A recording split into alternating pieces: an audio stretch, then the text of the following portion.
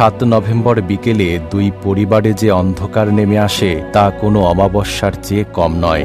বছর বয়সী খাদিজা আর মরিয়ম উচ্চ ভোল্টেজের বিদ্যুতের তারে পুড়ে ঝরে যায় দুটি তরতাজা প্রাণ।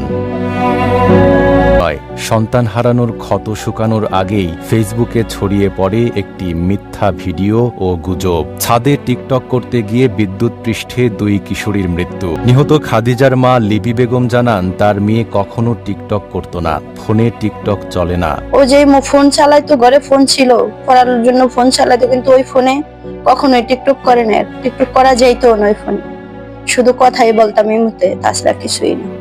ফেসবুক কিছুই আইতো না ওই ফোনে। ঘটনার দিন ভবনের ছাদে পানির পাইপ বন্ধ করতে গিয়ে পাশের 11,000 ভোল্টের খোলা তারে জড়িয়ে বিদ্যুৎপৃষ্ট হয় তারা।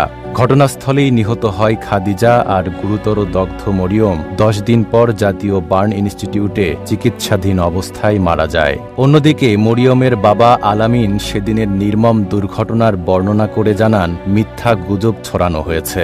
প্রত্যক্ষদর্শী এবং স্থানীয়দের বয়ানে উঠে এসেছে সেই বিকেলের প্রকৃত চিত্র।